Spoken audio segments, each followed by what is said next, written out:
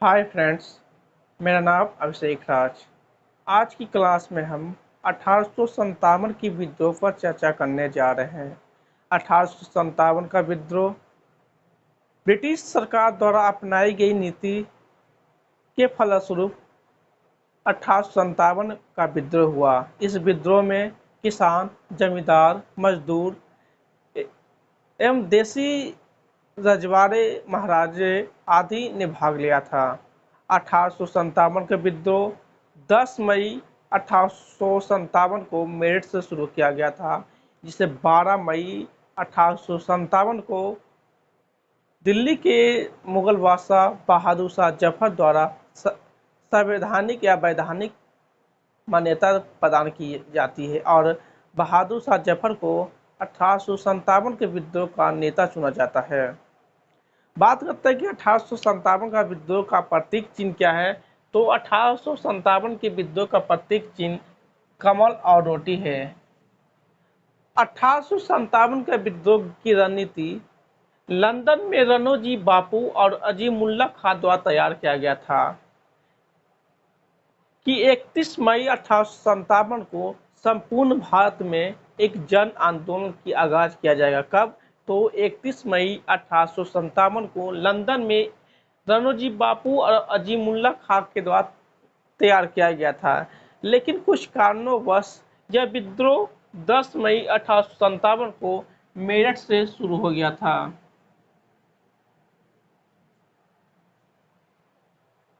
जब 1857 का विद्रोह हुआ तो इस समय ब्रिटिश पीएम पामस्टन थे, भारत के गवर्नर जनरल लॉर्ड कैनिंग थे, ब्रिटिश सम्राट महारानी विक्टोरिया थे, मुगल बादशाह बहादुर शाह जफर और मुगल सेनापति वक्त खां थे। जब 1857 का विद्रोह हुआ तो ब्रिटिश आर्मी चीफ विद्रोह के पहले जॉर्ज एनिसन थे। जब 1857 का विद्रोह हुआ तो विद्रोह के समय George Ennison British army chief थे, लेकिन जैसे ही 1857 का विद्रोह शुरू हुआ तो कॉलिन कैंपबेल को मुख्य यानी आर्मी चीफ बना दिया गया। British army chief Colin Campbell को बनाया गया था। 1857 की विद्रोह तत्कालीन कारणों के अलावा आधारभूत कारणों पर हुआ था। 1857 का विद्रोह अचानक होने वाला कोई एक विद्रोह नहीं था, बल्कि 1757 से लेकर 1857 के मध्य ब्रिटिश सरकार द्वारा अपनाई गई सभी प्रकार की नीति, सामाजिक हो, प्रशासनिक हो, राजनीतिक हो या आर्थिक, ब्रिटिश सरकार द्वारा जितने भी प्रकार की नीति अपनाई गई थी, उन नीतियों के फलस्वरूप 1857 का विद्रोह हुआ था। अगर हम 1857 के विद्रोह के कारणों पर चर्चा करते हैं तो पहला कारण हमारे पास आता है राजनैतिक एवं प्रशासनिक कारण।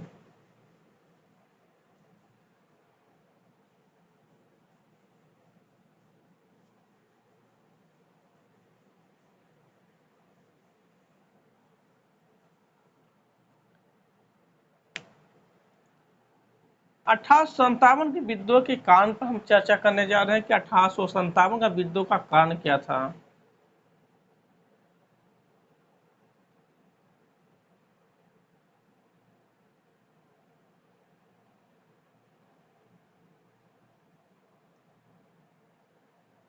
नंबर 1 कारण है राजनैतिक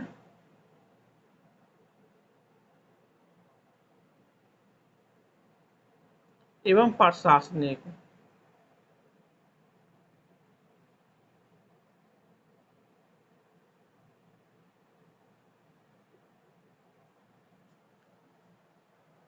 राजनीतिक कारण के अंतर्गत हम पढ़ते हैं कि 1798 में डलहौजी द्वारा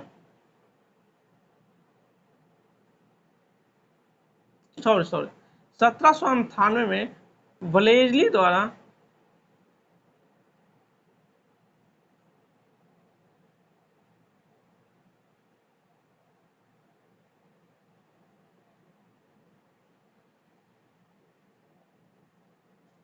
हर सहायक संधि नीति अपनाया गया था।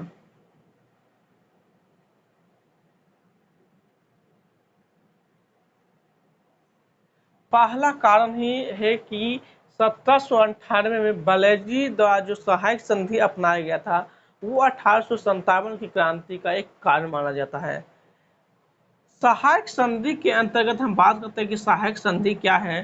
तो सहायक संधि देशी रियासतों पर ब्रिटिश सरकार द्वारा लाई गई एक नीति थी, जिस नीति में कहा गया था कि अगर कोई भी प्रांत, कोई भी देशी रजवाड़े अगर सहायक संधि को अपनाते हैं तो उनको कुछ शर्त को मानना अनिवार्य होता है। जैसे कहा गया कि कोई भी देशी रियासत सहायक संधि अपनाएगा तो देशी रियासत को अपने दरबार में एक ब्रिटिश रेजिडेंट को रखना अनिवार्य किया गया, यानी एक ब्रिटिश अधिकारी उसके दरबार में रहेंगे।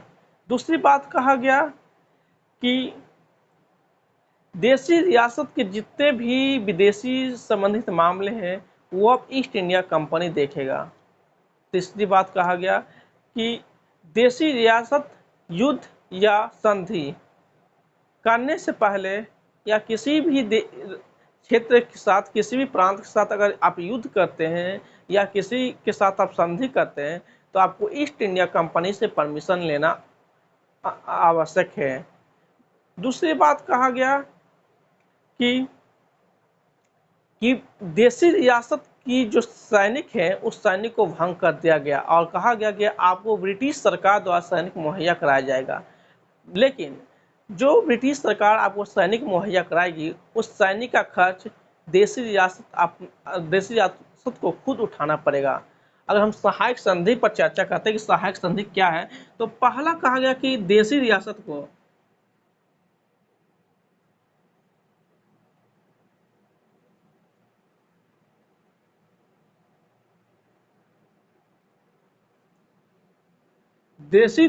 को एक अपने दरबार में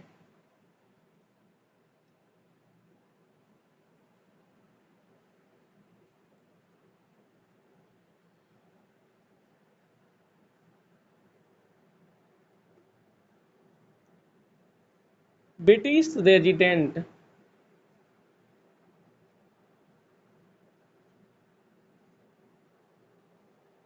रखना अनिवार्य है।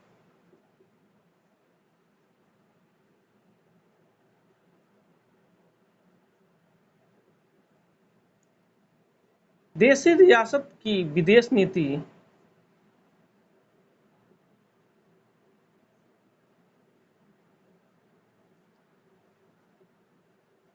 कंपनी देखेगा। तीसरा, देशी रियासत किसी भी प्रांत के साथ युद्ध या संधि कंपनी की अनुमति से करेगा।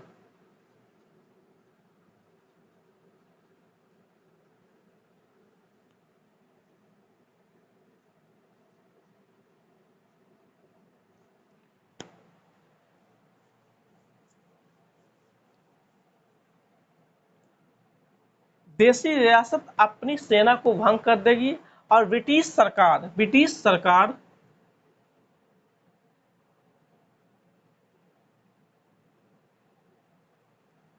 सरकार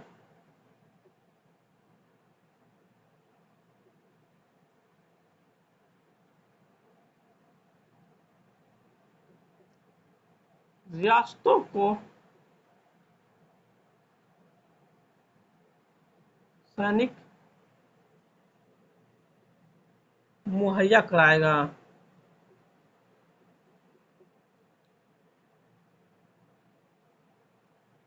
लेकिन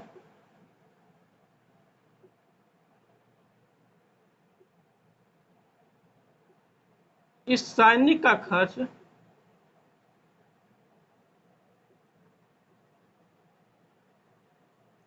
देशी रियासत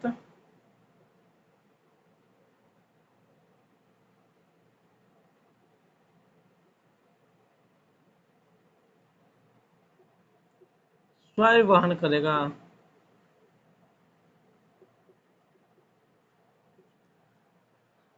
हम 1857 की क्रांति के कारणों पर चर्चा कर रहे हैं, तो उस क्रांति के कारणों पर हम सबसे पहले प्रशासनिक एवं राजनैतिक कारण पर चर्चा करने जा रहे हैं। बस राजनैतिक कारणों के अंतर्गत हमने बात किया कि 1798 में बलेजली द्वारा अपनाई गई सहायक संधि। तो सहायक संधि क्या है, पहले आप लोग को जानना यह है कि सहायक संधि क्या है। तो 1798 में लॉर्ड ब्लेजली द्वारा सहायक संधि अपनाने वाले देशी रियासतों को कुछ शर्त मनवाने के लिए कहा गया। जैसे उन शर्तों में था कि देशी रियासतें अपने दरबार में एक ब्रिटिश रेजिडेंट को रखना अनिवार्य किया गया, एक ब्रिटिश अधिकारी उनके दरबार में रहेंगे। दूसरा कहा गया कि देशी रियासत की जो विदेश नीति है वो विदेश नीति कंपनी देखेगी। तीसरी बात कहा गया कि देशी रियासत किसी अन्य प्रांत या अन्य रियासत के साथ जब भी युद्ध या संधि करेंगे तो उन्हें कंपनी से अनुमति लेना अनिवार्य होगा। और कहा गया कि देशी रियासत की जो सैनिक हैं उस सैनिक को भंग कर दिया जाएगा और उसके बदले ब्रिटिश सरकार देशी रियासतों को सैनिक मुहैया कराएगी। लेकिन कहा गया कि सैनिक का खर्च देशी रियासत को वहन करना पड़ेगा। यह था देशी अतिसहायक संधि। जब 1798 में लॉर्ड ब्लेजली द्वारा सहायक संधि को लाया गया तो सर्वप्रथम हैदराबाद के निजाम ने सहायक संधि को अपनाया था। सर्वप्रथम हम बात करते हैं किसने अपनाया था। तो सर्वप्रथम 1798 में हैदराबाद के निजाम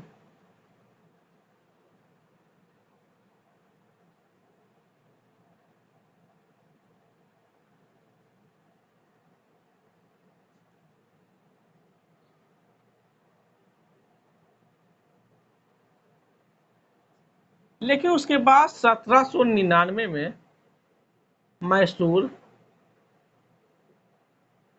1799 में तंजौर,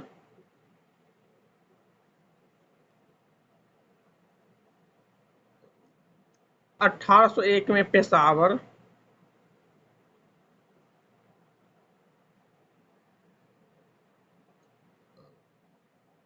1801 में अवध, 1802 में पेशावर,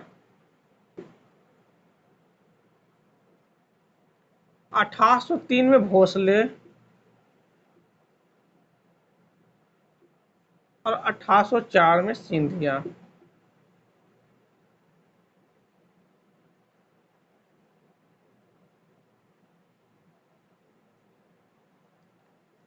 सहायक संधि को अपनाने वाले ये राज थे देशी रियासत। सबसे पहले 1798 में हैदराबाद की निजाम अपनाए थे। उसके बाद 1799 में मैसूर, जब चतुर्थ आंग्ल मैसूर युद्ध हुआ तो उस चतुर्थ आंग्ल मैसूर युद्ध में टीपू सुल्तान की मृत्यु हो जाती है और टीपू सुल्तान की मृत्यु के बाद मैसूर को सहायक संधि के अंतर्गत ब्रिटिश साम्राज्य में मिला लिया जाता है। उसके बाद 1799 में तंजौर, 1801 में अवध को सहायक संधि के अंतर्गत मिला जाता है, 1802 में पेशावर, 1803 में भोसले और 1804 में सिंधिया को मिलाया जाता है।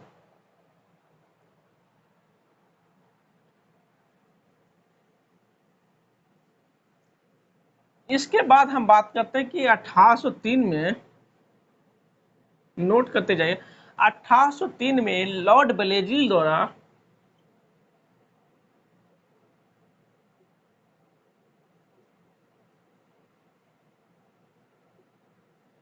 दिल्ली पर अधिकार कर लिया जाता है।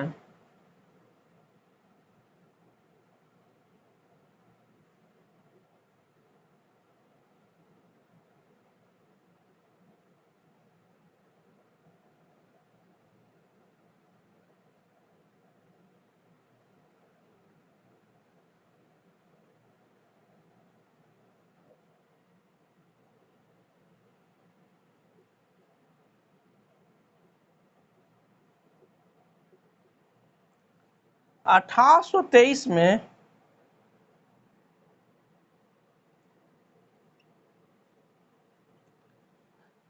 तत्कालीन गवर्नर जनरल तत्कालीन बंगाल के governor general Lord Amherst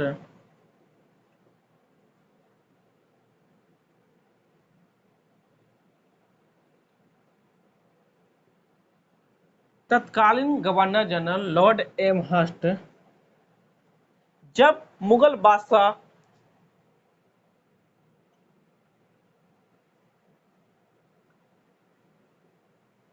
Akbar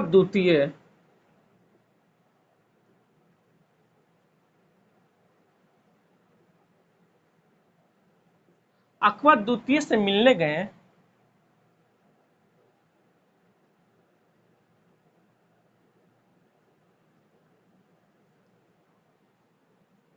तो लॉर्ड एमहर्स्ट मुगल बादशाह के समकक्ष बैठे।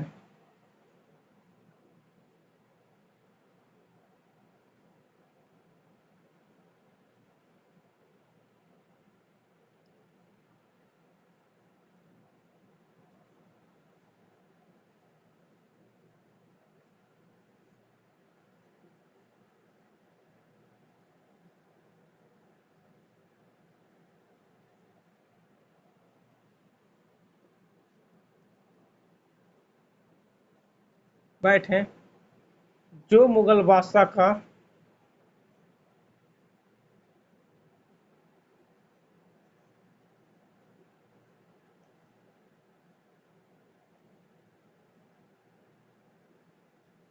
अपमान माना गया।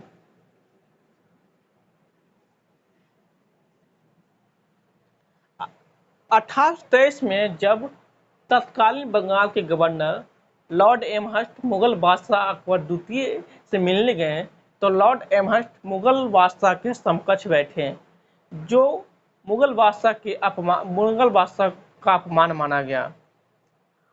1842 में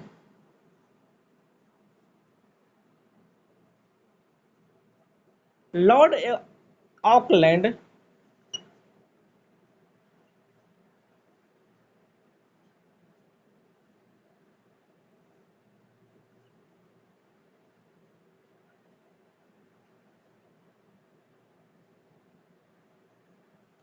लॉर्ड ऑकलैंड द्वारा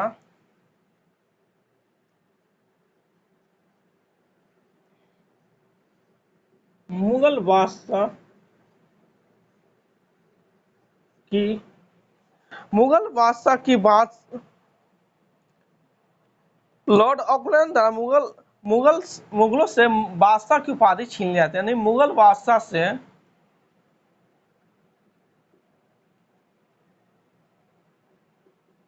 बादशाह की उपाधि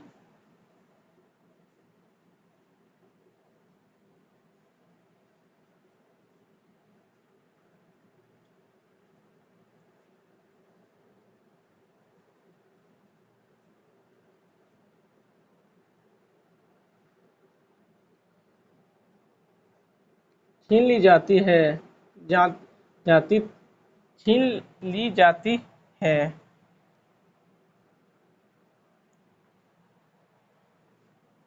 1842 में लॉर्ड ऑकलैंड द्वारा मुगल बादशाह से बादशाह की उपाधि छीन ली गई। अब मुगल बादशाह जो होंगे वो बादशाह की उपाधि नहीं लगाएंगे। उसके बाद 1842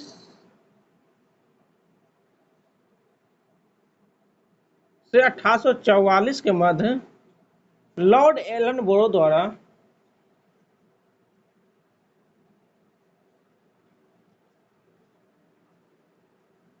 लॉर्ड एलन बोरो द्वारा मुगल बादशाह की पेंशन बंद कर दी जाती है।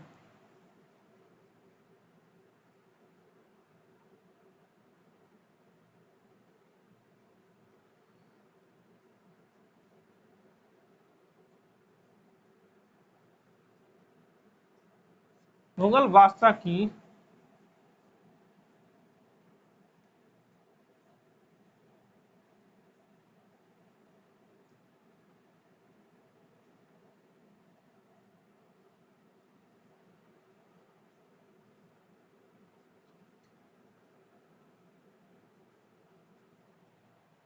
1842-44 के मध्य भारत के तत्कालीन गवर्नर जनरल लॉर्ड एलन बोरो द्वारा मुगल बादशाह की पेंशन बंद कर दी जाती है।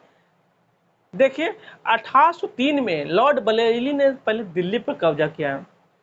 दिल्ली पर जब मुगलों का अधिकार हो गया तो 1823 में जब लॉर्ड एमहर्स्ट मुगल बादशाह को द्वितीय से मिलने गए तो उनका वैल्यू, उनका सम्मान उन्होंने सब मिट्टी में मिला दिया और उन्होंने अपने आप को मुगलों से सुपर यानी पारामाउंट सर्वज्ञा यानी मुगलों से सर्वोपरि समझा।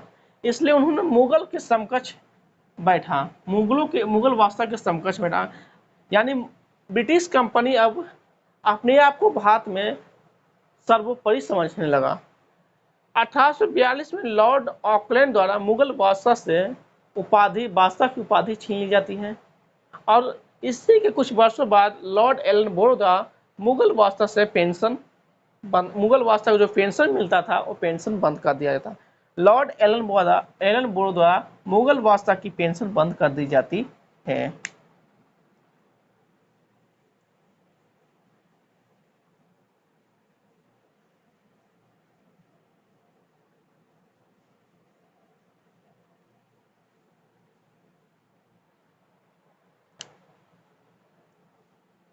अब बात करते हैं लॉर्ड डलहौजी के शासनकाल का।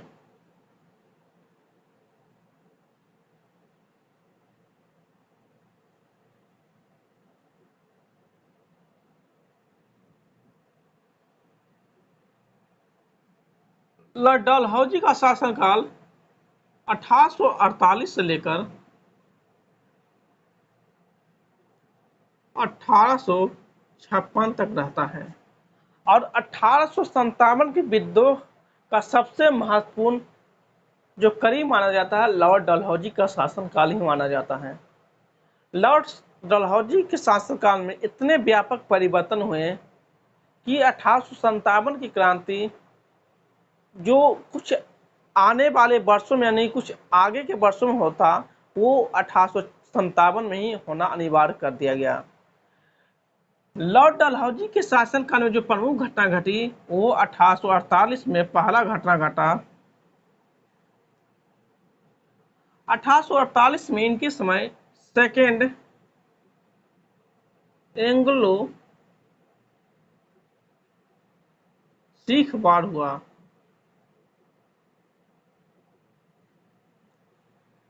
द्वितीय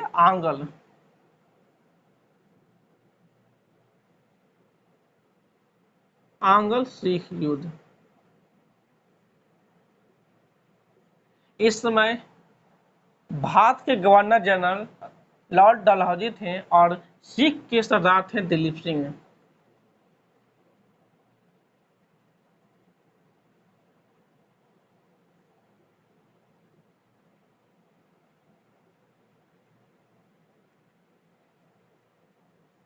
दिलीप सिंह को द्वितीय आंग्ल सिख युद्ध में हराकर इन्हें पेंशनर बनाकर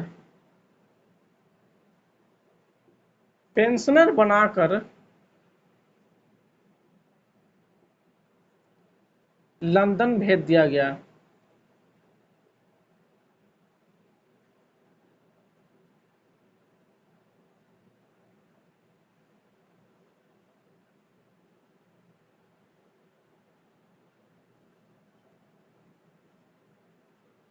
जबकि पंजाब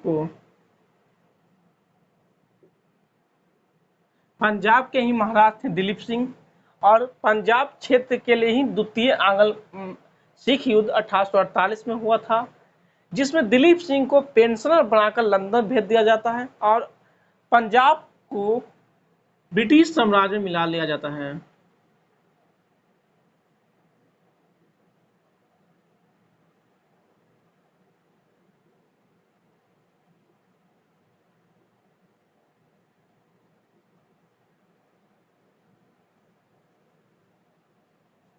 पहली घटना तो ये घटी। दूसरी घटना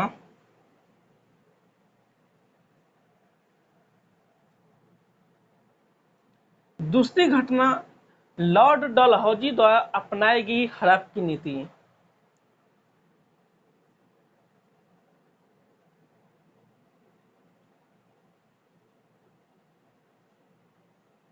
हड़प की नीति क्या है? तो हड़प की नीति के तहत कोई भी देशी रियासत या किसी भी देशी रियासत जिसका उचित उत्तराधिकार नहीं हो, तो उस नीति के पालन करते हुए हड़प इस नीति के पालन करते हुए उस राज्य को ब्रिटिश साम्राज्य में मिला लिया जाता है। प्राचीन काल से जिस किसी राजा का अगर पुत्र नहीं होता था, तो वह गोद लेने की प्रथा के अनुसार किसी भी बच्चा को गोद लेकर राज्य का उत्तराधिकार नियुक्त करता था। लेकिन जब डलहौजी का शासनकाल आया, तो इन्होंने हड़प की नीति लाया और कहा गया कि जिस राजा का उत्तराधिकार नहीं होगा, तो गोद लेने की जो प्रथा थी उसको समाप्त कर दिया गया और कहा कि उस राज्य को ब्रिटिश साम्राज्य में मिला लिया जाएगा। यानी यहाँ से इस हड़प की नीति में कहा गया कि गोद लेने की प्रथा को समाप्त कर दिया गया।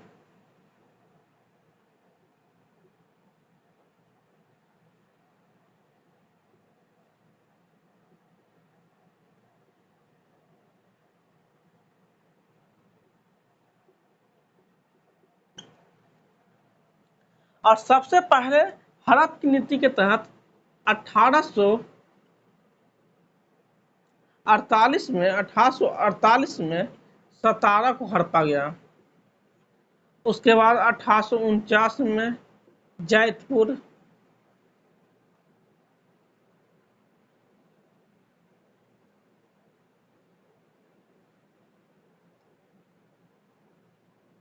जैतपुर 1849 में ही संभलपुर,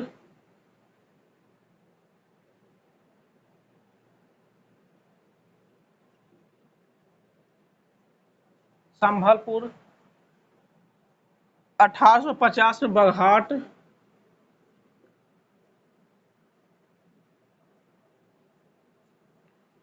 1852 में नागपुर,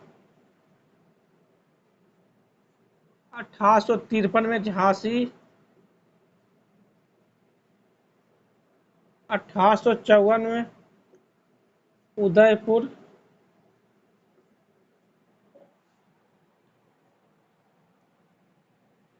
1855 में करौली और 1856 में अवध।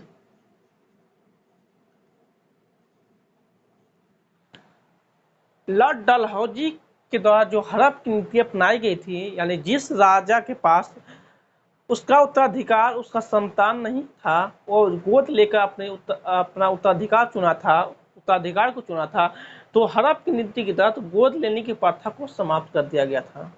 और सबसे पहले 1848 में सतारा को हड़पा गया। उसके बाद 1849 में जैतपुर, 1849 में संभलपुर को हड़प, 1850 में बघाट, 1852 में झांसी, 53 में उदयपुर, 53 में उदयपुर, यहाँ सॉरी 1852 में नागपुर, 1853 में झांसी, 1854 में उदयपुर, 1855 में करौली और 1856 में अवध को हड़पा गया। लेकिन 1855 में जब करौली को हड़पा गया, तो व्यापक जन विद्रोह यहाँ हुआ, यानी जनता यहाँ ज्यादा उग्र हो गई। जब व्यापक जन विद्रोह होने लगा,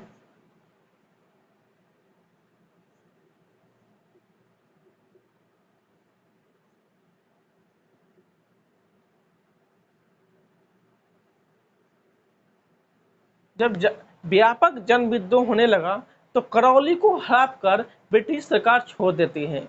यानी कभी कभी क्वेश्चन पूछा जाता है कि ब्रिटिश सरकार द्वारा हड़प की नीति के तहत किस प्रांत को या किस देशी रियासत को हड़प कर पुनः वापस कर दिया जाता है, तो करौली है।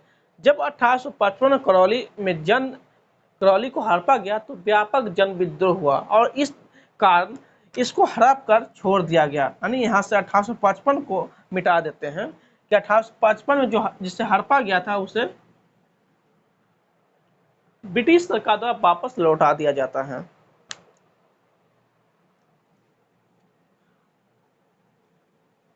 अवध को, अगर हम अवध की चर्चा करते हैं तो यहाँ एक अवध इंपॉर्टेंट हो जाता है, क्योंकि अवध के इस समय जो शासक थे वो वाजिद अली शाह थे। वाजिद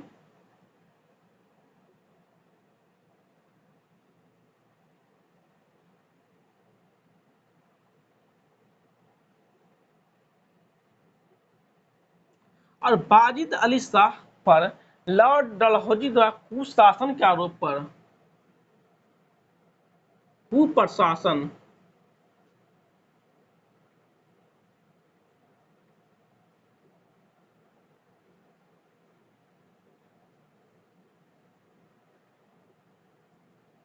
कुप्रशासन के आरोप लगाकर अवध को ब्रिटिश प्रांत में मिला लिया जाता है हड़प की नीति के अनुसार, और इन्हें कलकत्ता निर्वासित कर दिया। वाजिद अली शाह को कुप्रशासन के आरोप में लगाकर इन्हें कलकत्ता निर्वासित कर दिया जाता है। लेकिन वाजिद अली शाह की पत्नी बेगम हजरत महल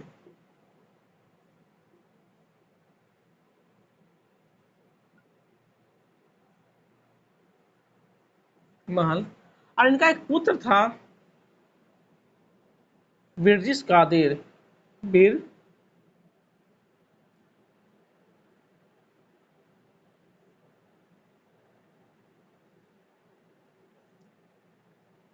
बिरजिस कादिर।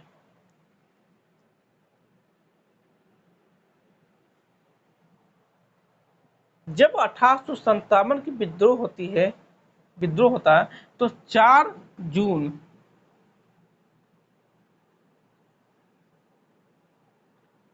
1857 को 4 जून 1857 को बेगम हजरत महल अवध का नवाब बिरजिस कादिर को नियुक्त करते हैं और अवध और लखनऊ से 1857 का विद्रोह का नेतृत्व करते हैं। यह था कि लॉर्ड डलहौजी द्वारा अब वाजिद अली पर कुप्रशासन के आरोप लगाकर नवाब के पद से हटाकर अवध को 1856 में ब्रिटिश साम्राज्य में मिला लिया जाता है। 1854 में लॉर्ड डलहौजी द्वारा एक आयोग का गठन किया गया था, जिस आयोग को हम कहते हैं इनाम आयोग।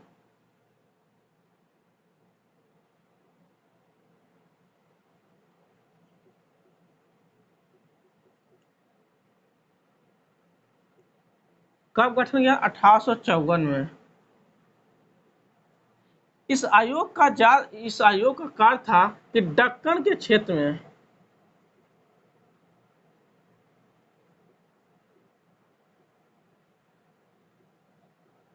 जागीरों की जांच करना।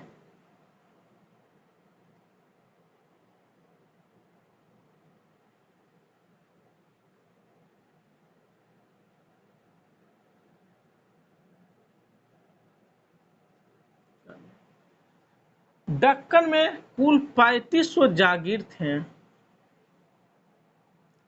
जब इनाम आयोग द्वारा जागीरों की जांच की गई तो उनमें से 2000 जागीरों को जब्त कर लिया जाता है, जो लॉर्ड डलहौजी के शासनकाल में हुआ। और 1857 की क्रांति में यही 2000 जागीरों के जो जमींदार थे वह इस विद्रोह का नेतृत्व करते हैं। यह था राजनीतिक कारण। अब हम बात करते हैं प्रशासनिक कारण के बारे में।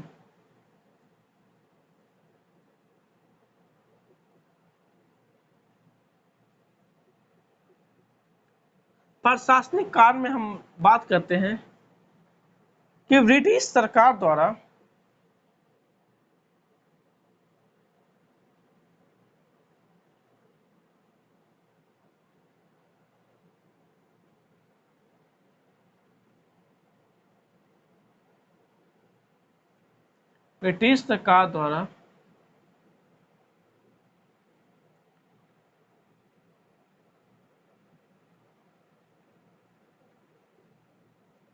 भारतीयों के साथ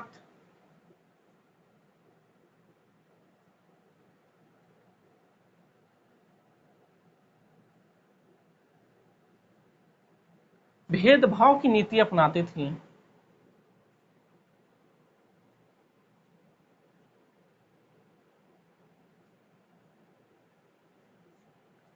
भेदभाव की नीति अपनाती थी।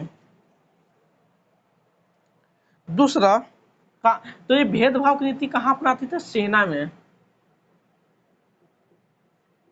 ब्रिटिश सरकार द्वारा भारतीयों के साथ भेदभाव की नीति सेना में अपनाती थी। दूसरी बात कि कोई भी भारतीय को प्रशासन के उच्च पद को नहीं दिया जाता था, यानी कोई भी भारतीय को प्रशासन के उच्च पद पर नहीं रखा जाता था।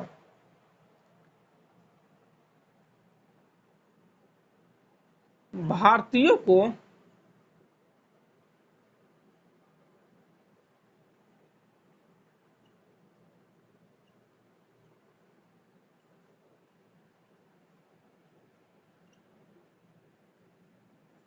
प्रशासन के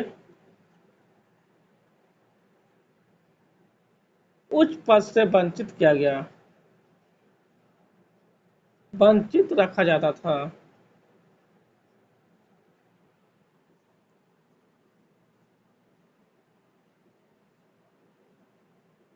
यह था प्रशासनिक कारण। प्रशासनिक कारण में क्या है कि ब्रिटिश सरकार द्वारा भारतीयों के साथ भेदभाव की नीति अपनाई जाती थी सेना में, और भारतीयों को प्रशासन के उच्च पद से वंचित रखा जाता था। यह ध्यान रखिएगा। यह था ना प्रशासनिक कारण। अब हम बात करते हैं आर्थिक कारण की।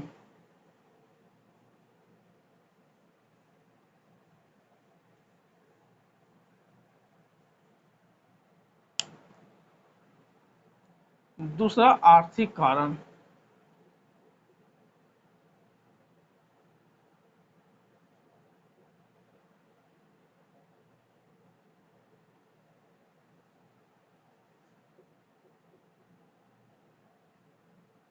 आर्थिक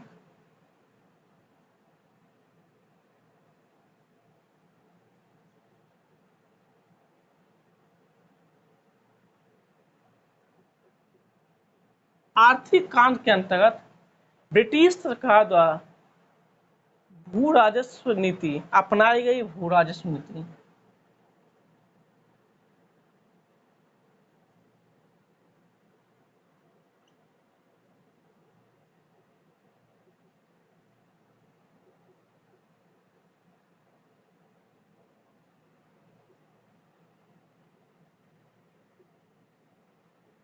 अपनाई गई। भू राजस्व नीति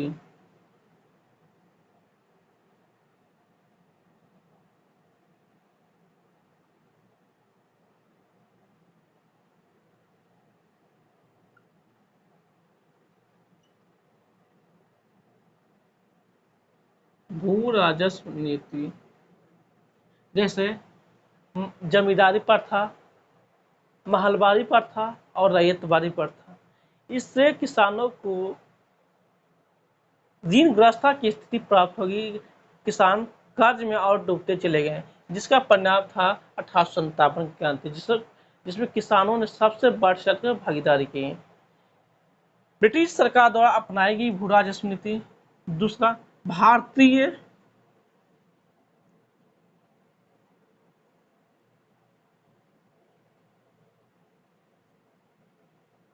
उद्योगों का भी औद्योगिकरण किया गया।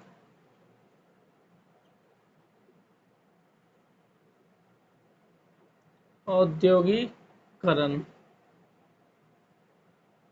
ब्रिटिश सरकार द्वारा भारतीय उद्योगों का भी औद्योगिकरण किया गया। तीसरा, कृषि का वाणिज्यिकरण किया गया।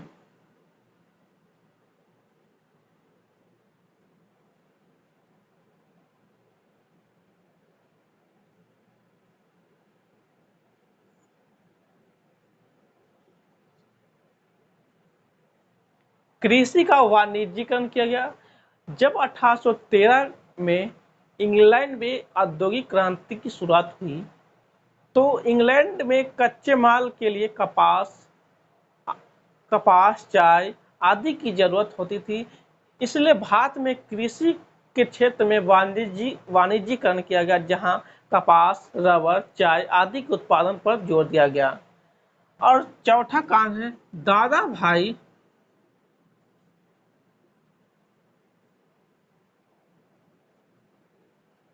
नौरोजी का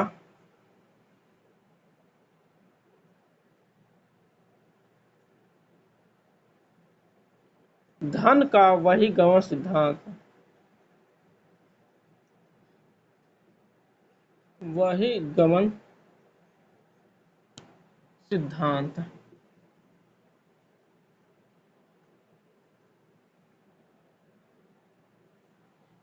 दादा भाई नौरोजी का धन का वही गमन सिद्धांत, ये चार कारण आपके 1857 के विद्रोह का आर्थिक कारण माने जाते हैं। अब हम सामाजिक और धार्मिक कारण पर चर्चा करते हैं।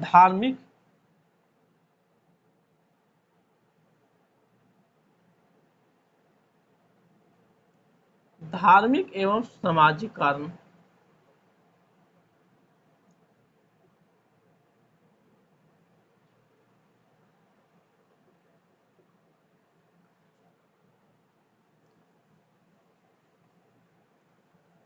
सबसे पहले हम धार्मिक कारण पर चर्चा करते हैं, तो भारत में ईसाई मिशनरियों का आगमन।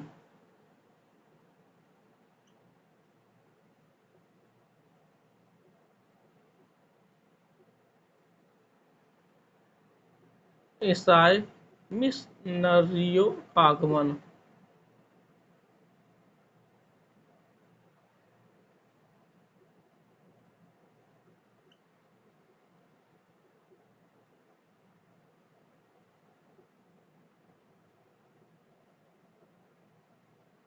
जब भारत में ईसाई मिशनरियों का आगमन हुआ, तो हिंदू और मुस्लिम का धर्म में परिवर्तन करने का कार्य किया गया। यानी हिंदू और मुस्लिम का धर्म परिवर्तन कर ईसाई धर्म को मानने को बाध्य किया गया, जिससे भारतीयों को लगा कि हमारा धर्म संकट में है।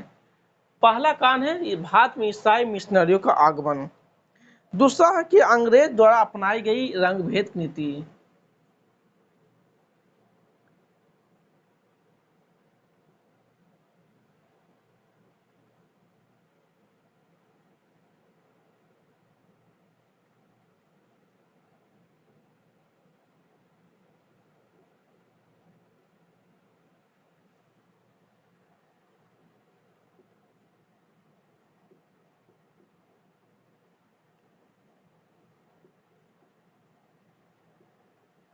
रंगभेद की नीति।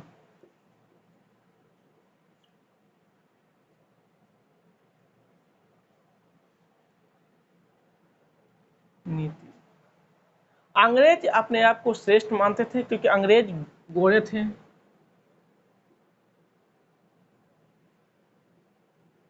एवं भारतीय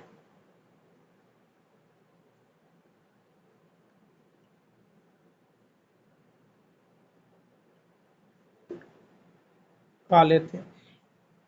अंग्रेज गोरे थे और भारतीय काले थे। इसको लेकर अंग्रेजों द्वारा रंगभेद की नीति अपनाई गई थी। एवं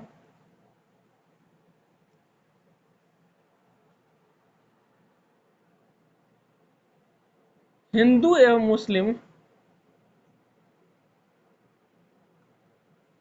मुस्लिम के बीच दरार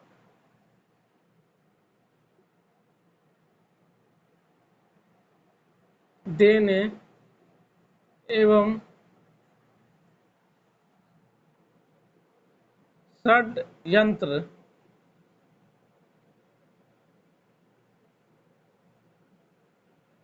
रचने के कारण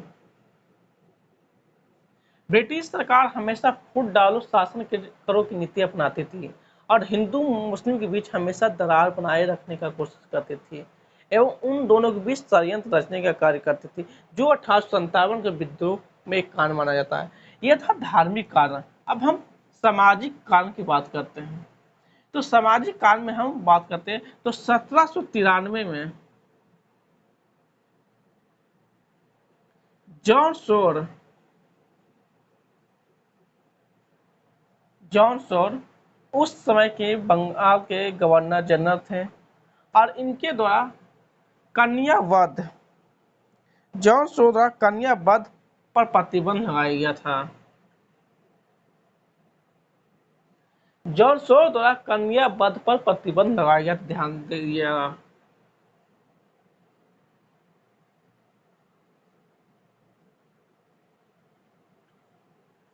उसके बाद जॉन शोर द्वारा 1793 में कन्यावध पर प्रतिबंध लगाया गया। 1828 में सती प्रथा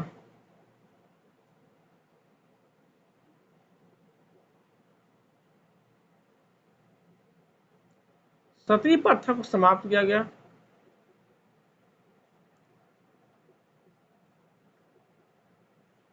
किसके द्वारा? तो लॉर्ड विलियम बेंटिंक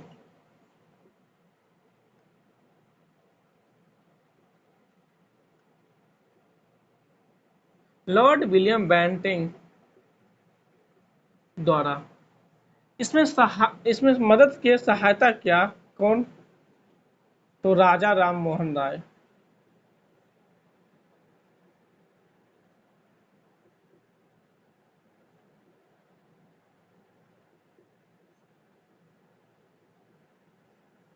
राजा राम मोहन राय 1828 में सती प्रथा को समाप्त करने में लॉर्ड विलियम बेंटिंक को मदद करते। सॉरी, 1829 में 1829 में सती प्रथा को समाप्त करने में लॉर्ड विलियम बेंटिंक को राजा राम मोहन राय ने मदद की। उसके बाद 1833 में लॉर्ड विलियम बेंटिंक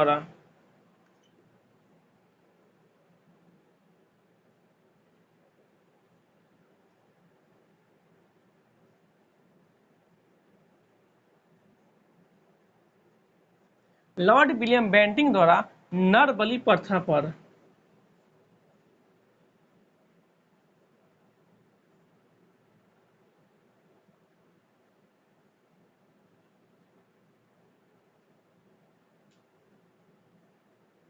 नर बलि प्रथा को समाप्त किया गया।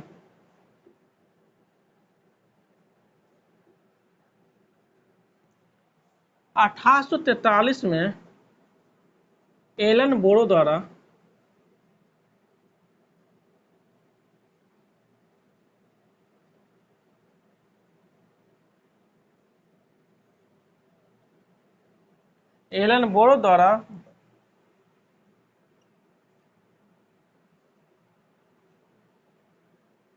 एलन बोरो द्वारा दास प्रथा को समाप्त किया गया।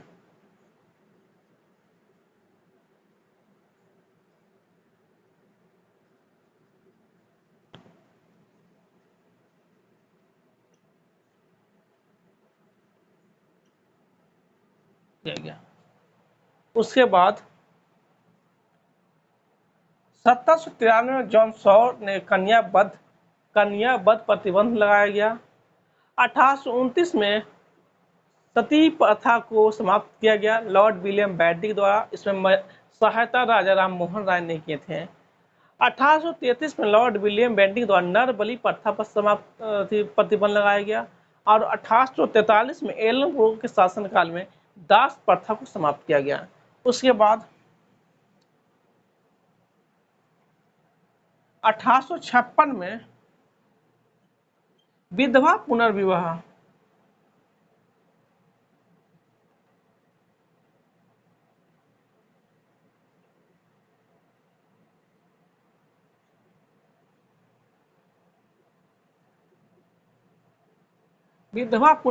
अधिनियम पारित किया गया।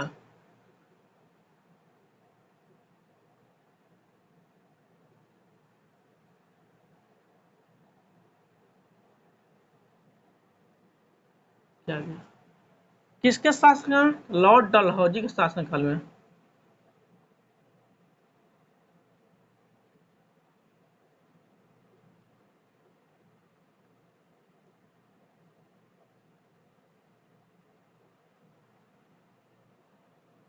लॉर्ड डलहौजी का शासन और इसमें सहायता किसने की?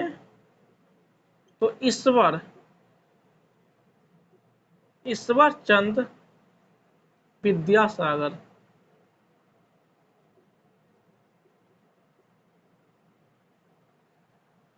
1856 में विधवा पुनर्विवाह अधिनियम पारित किया गया था लॉर्ड डलहौजी के शासनकाल में, और इसमें सहायता ईश्वरचंद विद्यासागर ने किए थे।